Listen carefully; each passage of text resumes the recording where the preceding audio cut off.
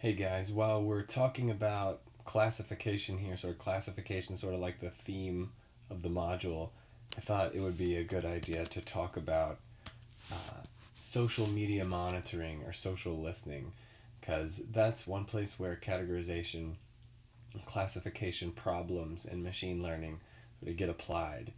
And there's about a gazillion tools out there, but one of them is called Nuvi, and our department has a subscription to it, and I don't really use it very frequently, but I just thought I would show you what it is. There's a lot of tools like this, and they're very simple to use. And if you can use Facebook, you can click around on one of these tools, especially one that's is easy to use as Nuvi, and you'll be able to actually use it and get some insights. So I'm not going to do a full view of Nuvi. I'm going to show you a couple of things that I know about, where classification comes into play, and then some limitations of Nuvi that we're going to be able to go beyond learning our own methods.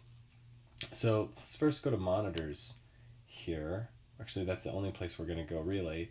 You can see we've got this dashboard type setup and don't really need to pay attention to anything.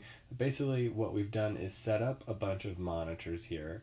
We've got, let's see, competitors of UT Austin. We have some things specific to our college competitors. When we say competitors, I believe somebody set this up there like, different advertising departments that we're sort of competing with for attention when we compare the Stan Richards School. So we can go to a place, let's see, let's look at Stan Richards, click on that monitor, and all this monitor is like a list of keywords that somebody has typed in, and Nuvi scours all social media, a lot of them, a number of different blogs, Instagram, Facebook, Twitter, etc. It scans all of them, and anytime those keywords are mentioned, it flags them. So like I've got this period set from, let's see, December 31st, 2016 till now, so it's the year to date.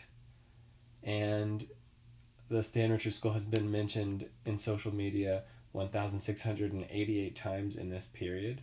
So there's one feature you can see.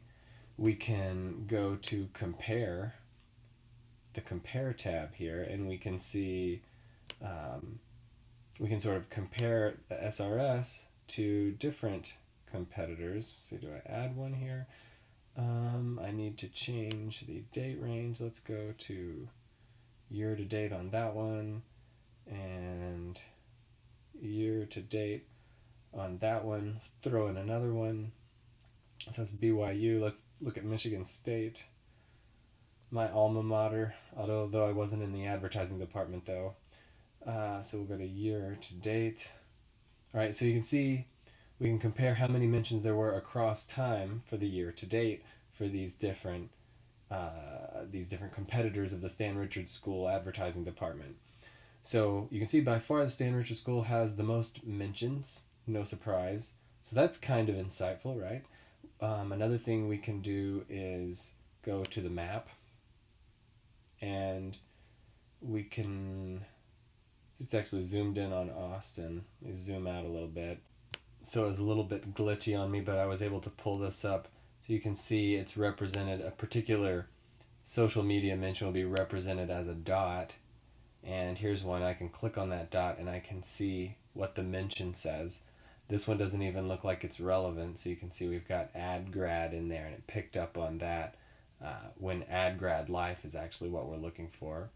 So that's the kind of detail you can get, so you can see them across the map, and this might be one of those examples where we're not really getting enough traffic on our particular brand, right? The Stan Richards School being our brand, we're not really getting enough traffic to get a whole bunch of insights. You might imagine if your monitor was, say, the name of a celebrity, a well-known celebrity, like Justin Bieber, for example, right? It's just going to be filled with dots.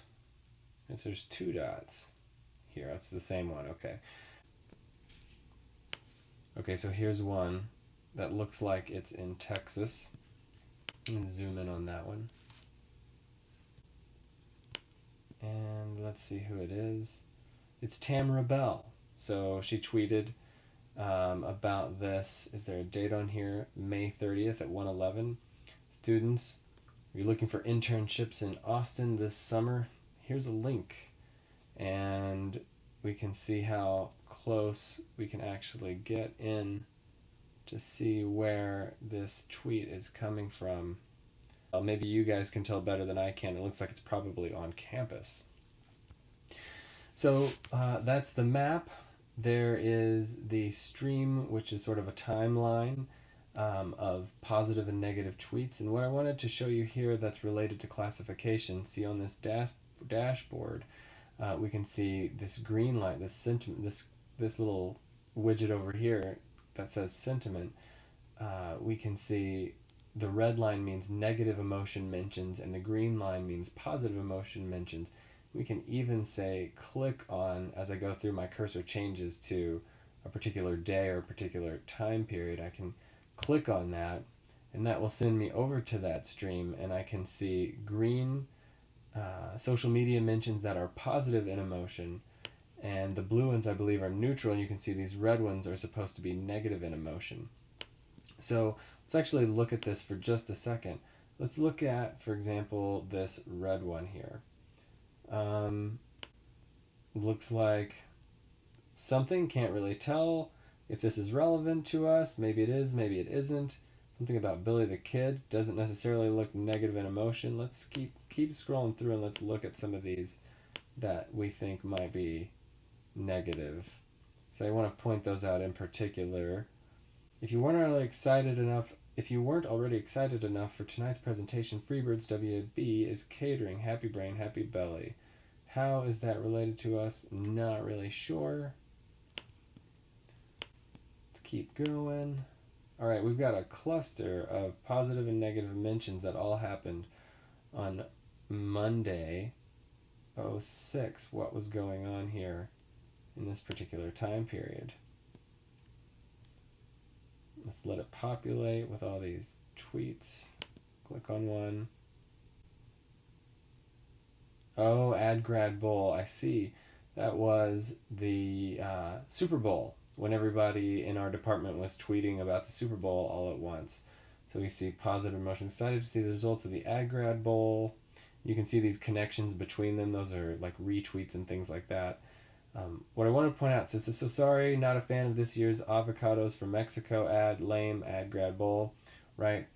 So it's saying that's negative. It does seem like a negative emotional tone, not necessarily being negative about the Ad Grad Bowl, but being negative about the avocados from Mexico ad.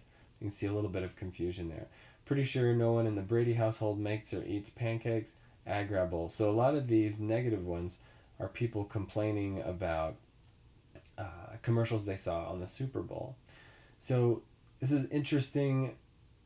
You know, you got to be careful with it like illustrates that point. You got to be careful with your data. Let's say we did want to just go through and try to make some inferences about the degree to which tweets or social media mentions about our brand are positive in emotion or negative in emotion. All of this, for example, all of these negative ones are complaints about ads, not complaints about the Stan Richards School. So that would taint our data, and we wouldn't really be able to say one way or the other whether social media mentions were positive towards the Stan Richards School or negative towards the Stan Richards School. There is a better way to move forward with that, and that is creating a custom model for your own brand using machine learning, and we're going to do that in this module using Naive Bayes. So I'll move on to that. I just wanted to show you Nuvi as one example of a social listening or social media monitoring tool. Again, you can do other things like generate PDF documents, beautiful little reports to hand your boss based on types of statistics that or the types of analysis that I just showed you. Of course, this has a lot of limitations, and I just sort of explained those in terms of the sentiment analysis that it's trying to give you, which is very flawed. You can't make a lot of conclusions based on it. And again, this is an easy tool to use. There's nothing to be afraid of. Like when you get a tool like this, just click around and you can figure stuff out on your own. Very simple to use, and we're going to sort of go beyond that with a little analytic technique in the next videos.